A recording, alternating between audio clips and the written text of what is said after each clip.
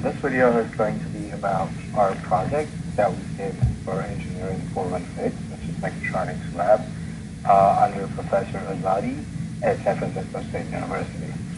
So the robot that we worked on is called Gencobot. It's from a company called Genmark. And I myself am Rohan, and my teammates, David Mendez and Miguel Cotto, three of us were able to do a certain tasks that were required for the course. And this presentation is going to be explaining what we did and how we did it. And at the end of the presentation, we're going to show the actual robot working, and that's going to mark the end of the video. So, okay, so let's get into it. So the outline of this video is going to be what's the project objective, because we had an objective in a class. So we're going to discuss a little bit about the objective, and then also a little bit about the robot, and then what we did to the robot. So we made some electronics. So that was drawn in the block diagram to explain what we actually did. Apart from that, we're going to talk about the actual electronics that we did, and also how we put it onto the robot, and how we programmed it, and then we're going to see some videos about the demonstration. So the objective that we had that we were given is that we would be given a page which had squares on it, and then some of the squares would be red and the other would be green. You'd see it at the end, but we just had to detect colors and draw stuff with it.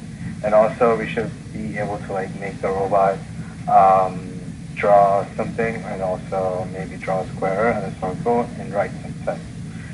We started off doing that, but since the robot, we're going to talk about it, that robot is not exactly meant for doing this kind of stuff. So I think we still did a pretty good job getting it to draw circles and squares. We'll see a little bit in the future in the next classes.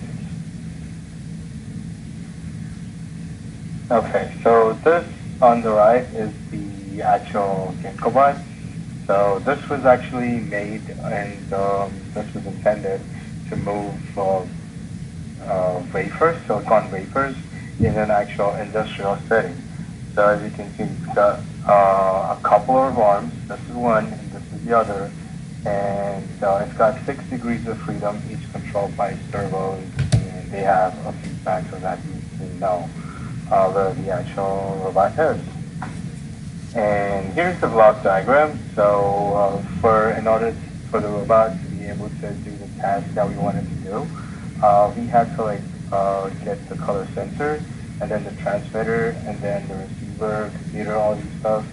So both of these, the transmitter and the color sensor, are going to be on the robot, and they're going to be battery powered. For now, we're just using computers to power up, but there's just a separate unit, and then the entire thing from the receiver, the computer, and the robot, and the computer is another unit. And they both communicate through Bluetooth, as we'll see in a minute. So, and both of them are connected to the computer, connected to each other, the transmitter and receiver through Bluetooth, and the robot is also connected to the computer so that we can actually control it. Okay, so as of the electronics, we've made 2 units. One is the transmitter unit, and the other one is the receiver unit. The transmitter unit, what it does is it essentially senses colors, and then sends the data of the color, what color is it, back to the receiver unit. And what the receiver unit does is it receives the data that is being sent by the transmitter via Bluetooth, and it emulates a serial port back into the computer so that we can read the data into the computer and then perform some tasks by using the robot. And here are the components that we used. The one on the left right here is the Arduino Nano, and we're using it so that we could actually perform I2C, and that's for sensing, and also so that we can do serial for the Bluetooth module. And we're using Adafruit color sensor, which is an I2C color sensor. It communicates to I2C, and it's actually connected to the Arduino. And we are also using AC05 Bluetooth module for wireless communication between the transmitter and the receiver. And here's the diagram, wiring diagram of the transmitter.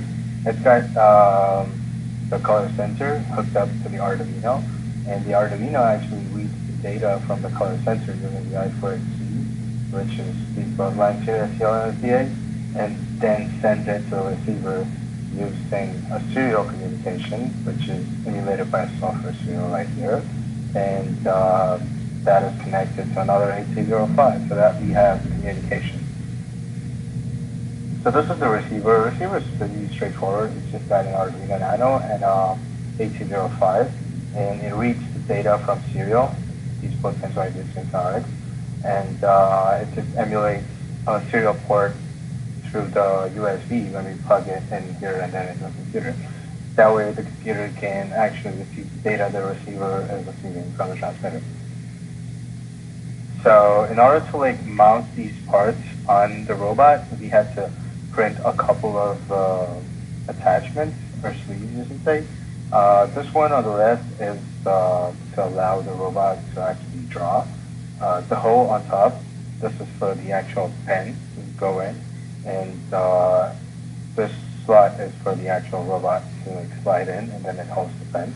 The same way, this one is for all the electronics. It's the transmitter unit, and then it houses the color sensor, it houses the Arduino, and also the Bluetooth module, and it sits on the arm of our robot, the other arm of our robot where there's not a pin.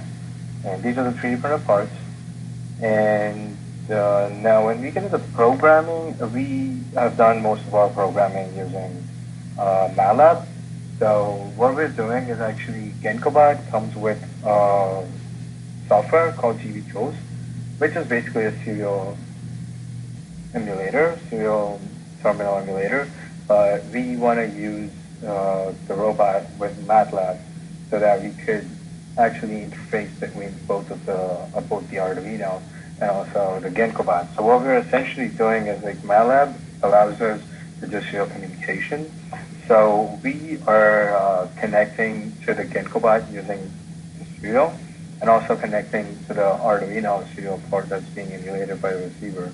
And then we're taking the data from the Arduino, and then based on that, we're giving commands to the robot to do whatever it needs to do.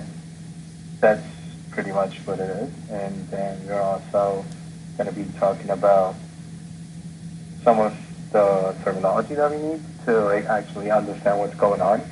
So a station is like a pre-recorded position which you can ask the robot to go to.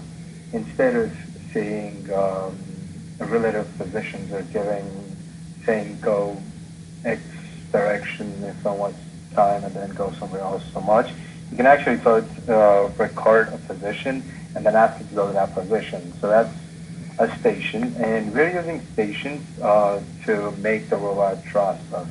So what we're essentially doing when we're doing the drawing part of the actual robot is we're asking the robot to go to a series of stations consecutively so that it ends up drawing a circle or drawing a square, because all the vertices of a square, all the four corners of the square, are for actual stations. So we're just moving between them to draw a square, as we'll see in the next 2 minutes.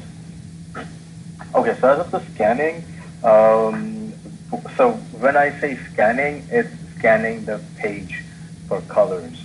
So since we're using a different sensor, we are using the sensor in conjunction with the actual Arduino, so that the Arduino reads the colors and then it sends it back to the computer.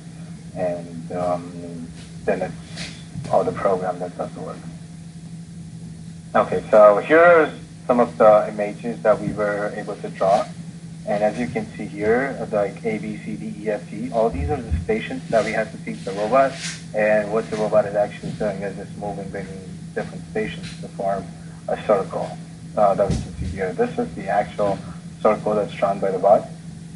And this is the square, and we attempted to write SFSU, but we've got, I'd say, it's not perfect, but yeah, it's where we are right now.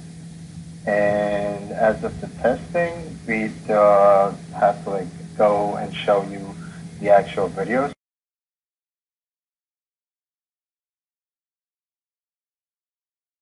So here's the code for our project that we use, and as you can see, this is the actual repository. It's at github.com/rohansagar/Gencobot _add-on _device. It's this thing right here. And also, you can find our actual MATLAB code here for all the stuff that we did. And this one is .ino. It's the actual Arduino code for the transmitter, and the receiver has the receiver code. And this is just a library of Adafruit for the cloud sensor.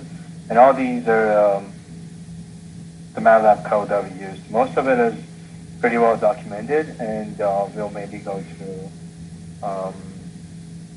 Okay, so as you can see, this is like a lengthy bit of code, but it's mostly self-understandable, and it's well documented. Even if it's not right now, we're working towards it. We just put a lot of documentation in here, and so that you can understand.